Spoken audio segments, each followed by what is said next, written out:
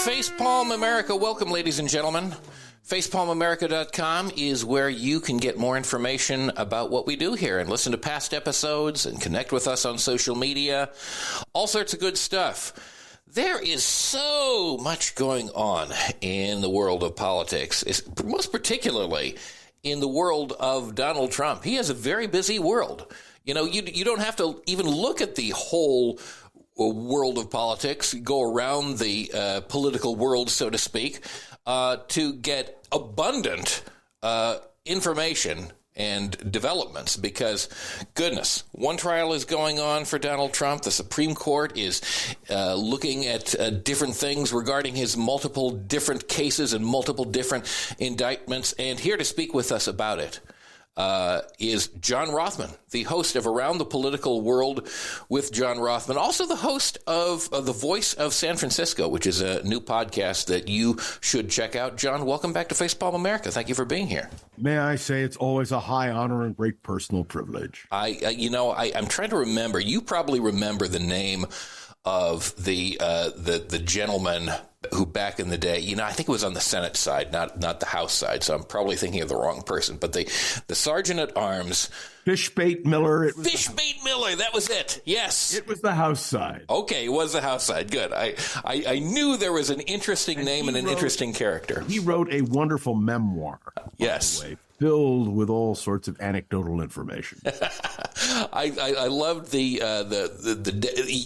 dedicated a certain section Robert Caro did in his biography of LBJ to talking about Fishbait, and I was desperately trying to recall the name. Thank you so much for having it on the tip of your mind.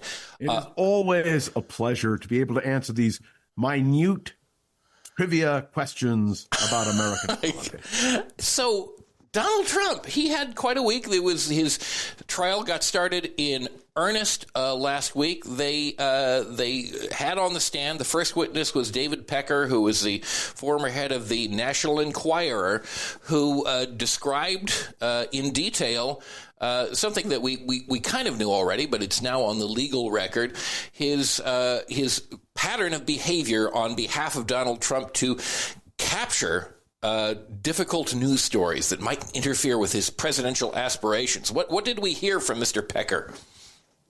Well, the one thing we now know in the most clear and concise fashion is Donald Trump is a sleaze.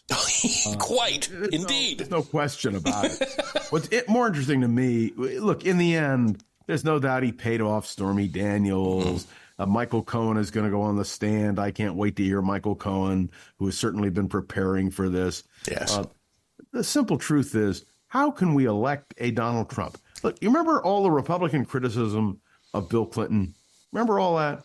Yes, yeah, I know. Slick Willie. Oh, he's involved with this person. It's terrible. It's vulgar, and yet for the same kind of behavior, far worse behavior. Frankly, we see nothing but praise, nothing but a desire for immunity, nothing but pictures of an enhanced Donald Trump, astride. I don't know. You see all these strange memes online. Donald Trump astride a dinosaur or something like that. It's very odd. Let me talk about the immunity case, please. It appears that the 5 conservative-leaning justices. Mm-hmm.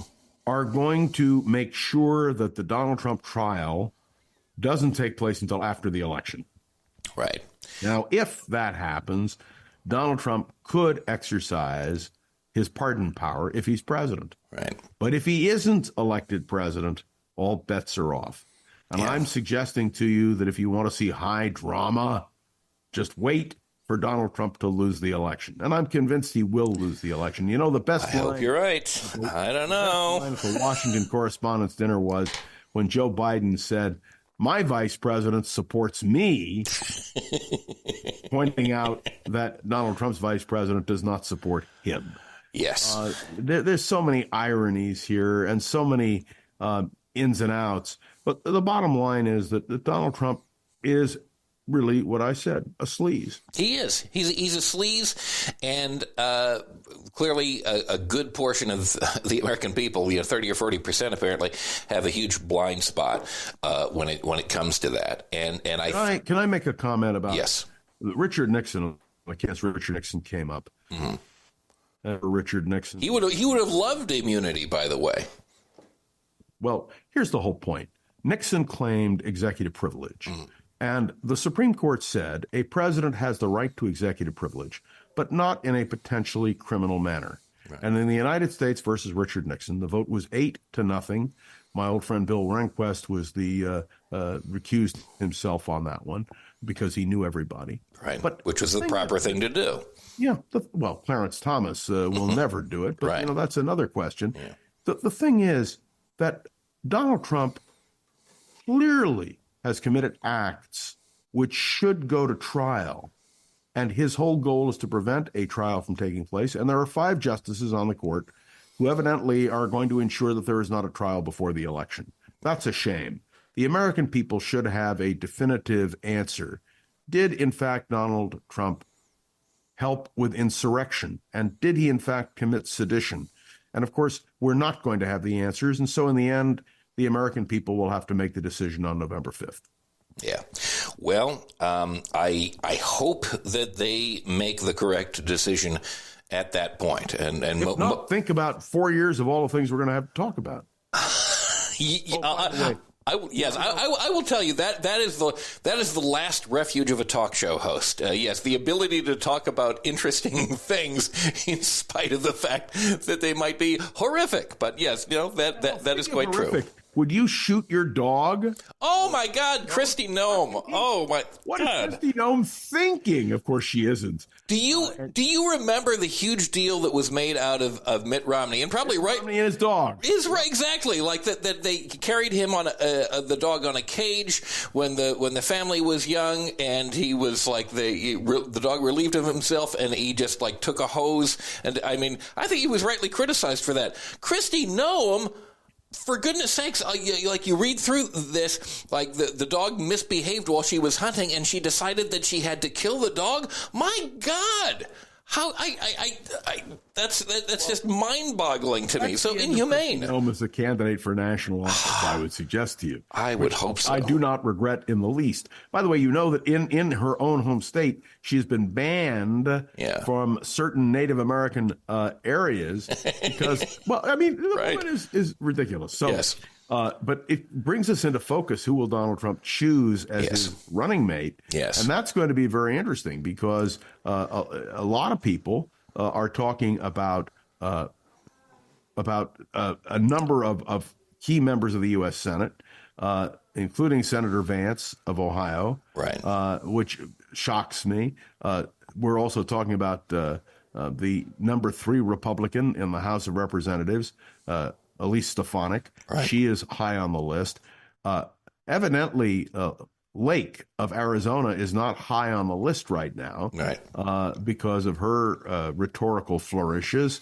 But it'll be interesting. The one thing that really intrigued me, you may have heard Mitch McConnell yesterday taking out after Tucker Carlson.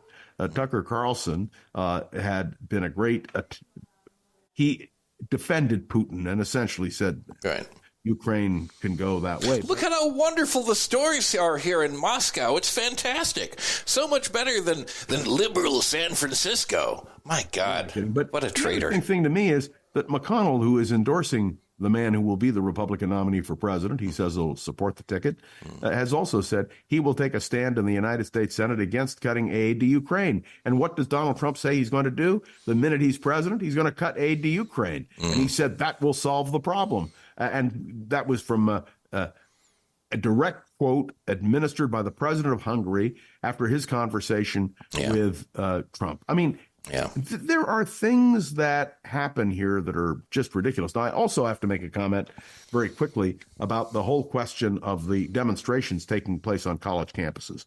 You may have heard that one of the leaders of the demonstration at Columbia said, and I'm quoting directly, "Zionists don't deserve to live. I feel very comfortable calling for those people to die." Unbelievable. And then he went on to say, Zionists, they're Nazis, they're fascists, they're supporters of genocide. And I'm thinking to myself, that's the problem that we now face in the campus world. I do not believe a majority of students on campuses are out there protesting. It's a small. Yeah, well, I don't believe a majority of people who are protesting believe that at all. In fact, there are many Jewish people who are protesting this as well. And I think that we have to look against extremism. Obviously, attitudes like that endanger all of us. But it's also true that people have a right to protest and a right to make their voices heard in the face of many people being harmed. Yesterday on Fareed Zakaria's GPS on CNN, a professor from Columbia University had the audacity, the chutzpah, to say, from the river to the sea, it doesn't have to do with eliminating Israel or Jews. And you wonder what it would take to clarify for this individual the expression, because the river is the Jordan River and the sea is the Mediterranean Sea, and what's in the middle is Israel. And these excuses for extreme rhetoric just astound me. And when, by the way, someone attacks Zionists and say they ought to die, I'm a Zionist. I've been a Zionist for years. I believe that Israel has a right to exist as a nation state. So does he want to kill me? I mean, this is the kind of thing that is causing such distress in the Jewish community. And 3 cheers for Joe Biden, who has stood up and said that Jew hatred has no place in American politics. And I wish Donald Trump would say the same thing.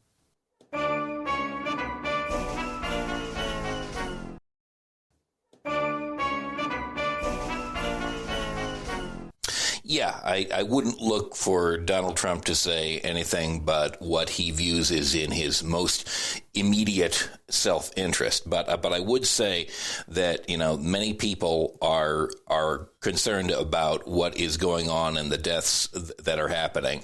And I understand that, Israel was attacked by Hamas, and they have a right to defend themselves. However, I think they have legitimate questions about how this is being carried out. And how do you carry it out when you have an enemy, and that's what Hamas is, embedding themselves in civilian areas, and you want to root them out? I don't have an answer. No one is rejoicing at the death of Palestinians, and no one should be rejoicing at the death of Israelis. I regret to say that on the campuses, you have not heard a single cry for the release of the hostages, condemnation of Hamas, and that's what bothers me. Will it be a major issue in the campaign? The latest poll out of Michigan shows Biden carrying Michigan. Not by a lot. Right. But although I did see, I pay pretty close attention to the RCP polling averages, the Real Clear Politics, which average the last few polls. And whereas last week Biden had been ahead by, I think, a half a percentage point, I guess some new polling data came out, and I think Trump was ahead at this point. So it is very close. And all those battleground states are definitely within the margin of error. And I think I think that Biden ignores these protests at his peril, because I think it will have an impact on the presidential election. And I think we both realize, I think we all realize, that it is democracy that is at stake this time around. No question about it. I think the best answer was given by Rothmann, the progressive Democrat who represents the area on the peninsula, right, who is now campaigning in Michigan for Joe Biden, and is saying, look, you may not agree with him on all his policies relative to the Middle East, but do you agree with Trump? And then he went on to say, take a look at all of the other policies where Biden is exceptional. And I think that's the choice. I really believe that in the end, Biden will win, primarily because Trump is going to lose. Yeah. And I think that's the key. I hope you are correct. I thought it was interesting that Trump was reaching out, apparently for donor network reasons, to Ron DeSantis, who has fallen off the map since he ended. They're meeting in Mar-a-Lago. Yeah. Can you imagine? Yeah, I don't think that he is being seriously considered as a vice presidential contender. Yeah. I think there's... Remember, Trump lives in Florida. That's where he votes. Yeah. You cannot have a candidate for president and vice president from the same state. simply doesn't work that way, and you can read it in the Constitution. So is that's still? I know that was the case originally. Is that still currently